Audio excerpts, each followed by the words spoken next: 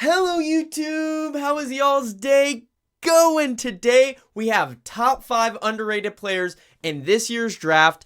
I just compiled some guys. I've been grinding content, grinding film, making sure I'm watching as many guys as I can. But yeah, let's get into it. Alright, so starting off at number 5, I have Max Melton. I actually just watched him today. What put him on my radar actually was because of the Goat House, who is one of my favorite YouTubers. If you don't watch him, he's great. He's a big fan of him, and I decided that I'd give him a watch. And this year, me and Goat House, usually I'm really in agreement. He's been a huge person for me as far as who I trust with the draft and stuff like that. And we've been pretty far off this year, but I think I can agree with him with Max Melton. I'm not quite as high as he is. He thinks that he's closer to a first round pick. I think he's more of like a mid second.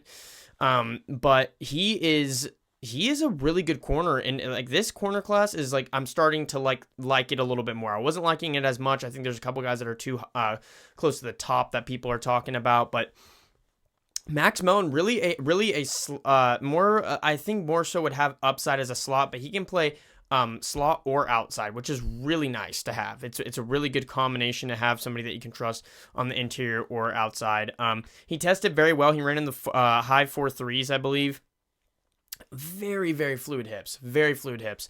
I mean, some of the best I've ever seen, actually, and that's one of the main things I like about corners is being able to change that good footwork, that good change of speed, being able to follow wide receivers. So that translates really well to the NFL. It really does. And then he's got a crazy motor. I was watching the film today. There was a play, I think it was Ohio State, where there was a dump off to the running back, and there's just great blocks downfield, and he's all the way on the other side, and his wide receiver stops route. He turns and sees what's going on, and he just runs as fast as he can. Literally saves a touchdown, ran across from like the other side of the field, like literally opposite side of the field as far as you can possibly be away from the play. Ran as fast as he could and made the play. I love seeing stuff like that. It translates well. Guys who want to play are gonna play, and like he's got that high motor that defense coordinators love. I think that it will translate very well. So weaknesses, there's some weird, like he almost tries to do too much whenever he's especially in zone. He'll be assigned to like the back half, and he's supposed to go with that, but then he'll see a route that in front of him, and his linebacker has it, and he'll try to like play both of the routes at the same time, and then sometimes give up the play. That is really worrisome. Now, that could be just because he's trying to make a play and he doesn't have that great of talent around him. However, I do not like that. But that is something that I think that defense coordinators can easily get past with him. Just like giving him like a sit down talk, be like, dude, this, like, you can't do this shit. Like trust your people, And I think that he could translate really well. I like the Rams for him. The Rams kind of actually have a little bit more of a need at corner than people think. Pretty much huge need at corner. They have Trey White, who's a rental and a patch on that situation, as well as Darius Williams, who's a rental and a patch on that situation. So it's like, Max Melton, get a guy that can play inside and out, see which one he benefits from.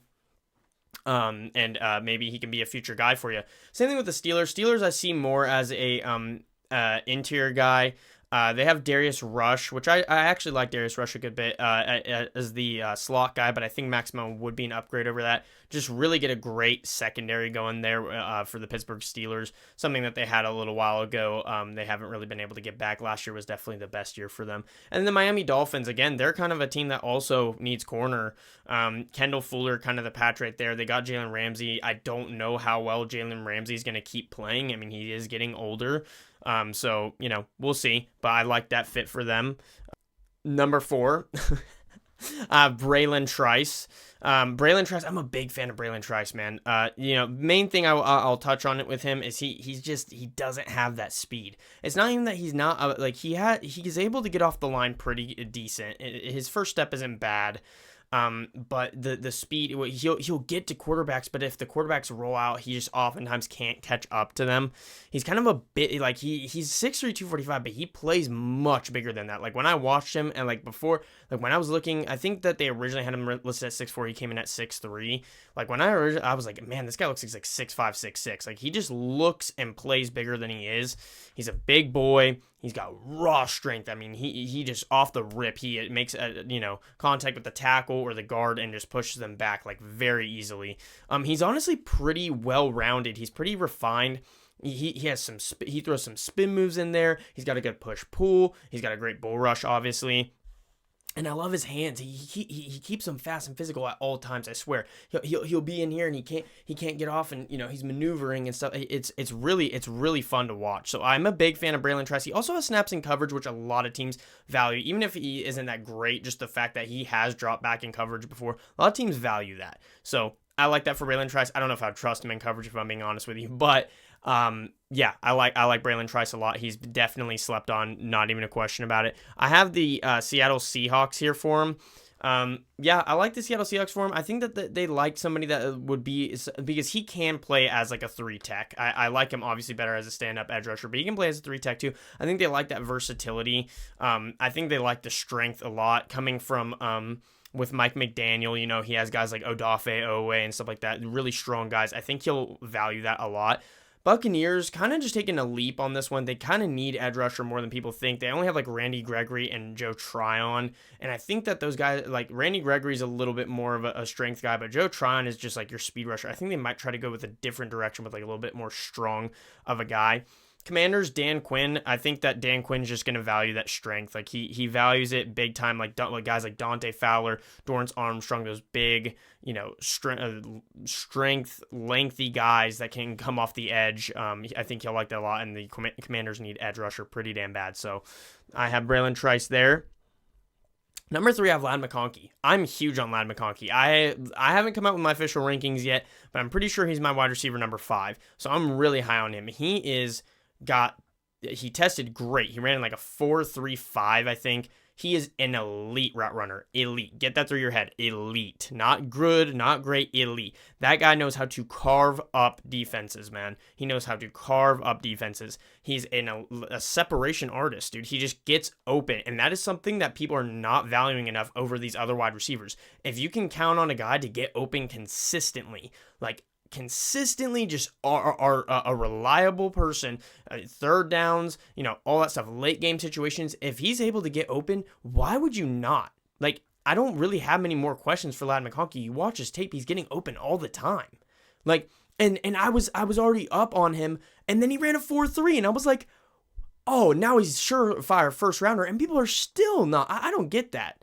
For me, I think the Chargers, having someone for Justin Herbert that is consistently getting open, like a Keenan Allen. Keenan Allen was a very good route runner, pretty fast. That is a good fit for the Chargers. I actually like that a lot. Same with the Bills. Stephon Diggs, great route runner. Now, Stephon Diggs and Ladd McConkey are very different players, but the fact of the route running, getting separation, that is good for the Bills. I like that fit with the Bills. I also like it for the Panthers. Now, I will understand with the Panthers argument a little bit, that people say, oh, well, Bryce Young, like, he's already got Adam Thielen. Adam Thielen is a good route runner. That's kind of already the same player. I can kind of understand that a little bit better, but Adam Thielen's not an 0.43, okay? He also is much older, and I still would take Ladd McConkey over him as far as route running. And the main problem that they had last year with the Panthers wide receivers is getting open for Bryce Young. So why not get somebody who consistently gets open? You have Deontay Johnson and Ladd McConkey, both guys that you can count on to get open. I think that's a great pick for the Panthers. I would love it. The only thing that I would say is it needs improvement as a blocker. I would like to see a little bit more physicality. He does have good hands. He uses his hands. He uses everything to get open, but he uses his hands pretty good. But I would like to see a little bit more, like, not that there's a couple plays where he ducks his head down, go into the end zone, stuff like that. But I think I mean more physicality in the sense of you're impressed, not just using your speed and your route running, like getting a little bit down and dirty with the corner, showing him that you can brush him off. I think I would like to see a little bit more of that from Ladd McConkey. But other than that, I'm a huge Ladd guy. I would love it if my Falcons drafted him. But anyways, Bo Nix, dude. Bo effing Nix. People, I don't know what Bo Nix has done, but Bo Nix just gathers hate from people. He just gathers hate. Pretty good size, coming in at 6'2", 214. Really polished, 24 years old. That is a weakness. He is an older prospect. And the main thing that people always argue when they say, oh, I don't like Bo Nix, is because he has a lot of checkdowns, a lot of quick set fire throws, which is the main reason why I don't like Jaden Daniels. But nobody talks about Jaden Daniels when it comes to that. But the main difference that I see with Bo Nix and Jaden Daniels is that, yes, does he have a lot of those throws? Absolutely. But when he was called upon to make a throw other than that, like up the middle or a deep ball or whatever it was, an outside throw, like, he made those plays. and he has a really good arm. So it's like, that's the main difference that I see with him and Jaden Daniels. I will say Bo Nix, sometimes he tries to do a little bit too much, a little bit hero ball, and he makes some questionable decision making. Absolutely. I won't take that away whatsoever. But my point is Bo Nix is way too slept on. This guy is a first round pick in my head, more than Penix, even more. I know I just lost people literally clicking off the video, but even more than Jaden Daniels, because Jaden Daniels, I'm not down to take someone, much less top 10 or top 5, when their main weakness is their passing. He is not a great passer. He's not. Can he develop into that? Does he show flashes? Absolutely. There's no question about that. But Jaden Daniels is not a good passer, dude. He's not a good passer, and people always argue about the completion percentage. The completion percentage is so high because he's throwing quick set fire throws, ones that are literally like almost guaranteed to be open and easy to hit. Like, oh, running back screen, tight end screen, wide receiver screen, slant. Like, those are going to get open, dude. That's easy to throw. Of course he's got a high completion percentage. Anyways, rant over. But the main thing that I really like about Nix is that he works through his progressions. That's my main thing. It translates very well to the NFL. That's why CJ Stroud was my QB1. Bo Nix able to pivot and look, oh, that guy's not open, boom. Like, that is really attractive. That is really attractive. That is sexy play, okay? He's a great improviser. He's able to, if the play breaks down, the guys are coming in the interior, he's able to roll out, make a throw. He's an underrated scrambler. I have it in here too as well. He just knows how to do that kind of stuff. And people, like, every single year there'll be like something that's just like not like subjectively, like objectively wrong. Like, people say like Bo Nix doesn't have a good arm. Bo Nix has got a great arm. Bo Nix has got a phenomenal arm. I don't know what people are talking about. You can literally just watch his highlights and he'll fling that sucker 60 yards downfield. Like, shut the hell up. Can you guys tell that I would die on the hill of Bo Nix? But yeah, and he also knows when to throw the ball away, which just shows that he's smart, right? And you want to talk about somebody who can process the field? This is somebody who can process the field. Bo Nix. Bo Nix is what people think JJ McCarthy is. I'm going to say it right now. Anyways, best fits. I really like him with the Patriots. I think that all three of these teams have a really attractive run game. I think that'll work well with Bo Nix, open up the passing game. I like the wide receivers. I think Cortland Sutton would work really well with Bo Nix. I think Chris Olave as a deep threat up the slot for Bo Nix would be great. I like all that. I think that he can work off the play action with all these coaches' schemes. Now, in the Mayo, I don't know how much. I don't know what this new offense is going to look like. I don't know what weapons they're going to have. I truly don't know. But the Broncos, I feel a bit more trustworthy, and with Sean Payton and the Saints, I do as well. I think that Bo Nix is probably what Derek Carr was years ago, which Derek Carr was much less flawed. So, I like Bo Nix for all three of those teams, and I like him a lot. If you cannot tell. Number one is Adisa Isaac. And of course I have my Falcons up there. I don't care. I'm going to be a little bit biased. Take it and shove it where you want it. Adisa Isaac, 6'4", 250 pounds, 22 years old, out of the University of Penn State. Small rant on Chop Robinson. Chop Robinson has got to be one of the most overrated players I've ever seen in my entire effing life. Chop Robinson, literally, all people can say is that he's athletic. They're just like, oh, he's athletic. It's like, like, okay, why is he a first round pick? He's athletic. He shows upside. Brother, please get help. Okay.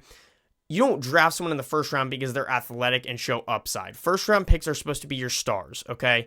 Yes, you can draft a first round pick off of upside. Absolutely. No question. It's been done before. It's worked out before. However, you have to be able to show that you can play. And Chop Robinson's film isn't there. His production isn't there. Like, I don't get it. I don't get it. So anyways, point is that the best edge rusher from Penn State this year is not Chop Robinson. Is 100,000% Adisa Isaac. And I know plenty of people who do scouting just like me who have said the same thing. Okay. Adisa Isaac, great frame, very fast hands, explosive off the line, gets good pressure, has snaps in coverage. Again, very attractive to teams. Solid bull rush and push-pull. Now, Adisa Isaac could use a little bit of refining. I say that right there. He could improve in the run game. That's not, those are knocks, okay? However, this guy is a first-round pick. So if any of you guys' teams draft this guy, just celebrate. Pop some effing champagne. This guy's going to work out in the NFL, okay? This guy is exactly what a prototypical edge rusher is supposed to look like. Penn State has given some pretty good edge rushers in the past, guys that are still developing. Adisa Isaac is going to be one of those guys, okay? I trust this guy so much coming off the edge. He's got great speed, great strength. I mean, he's just got the a great speed, size, and strength combo coming off the edge. I absolutely love him. The Falcons, I think it works a ton. We drafted Arnold Ebiketie from there.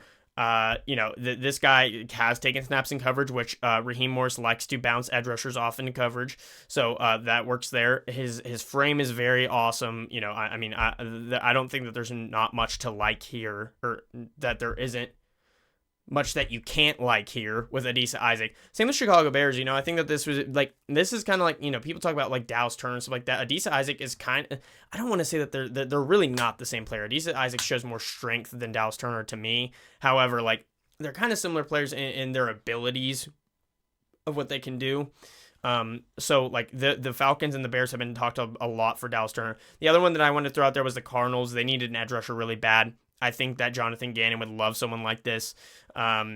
He's had Hassan Reddick. He's had Josh Sweat, guys like that. I think he's going to value that speed, size, strength combo very, very much so.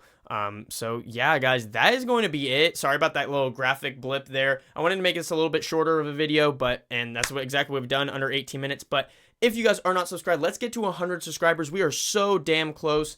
And y'all take it easy, and God bless.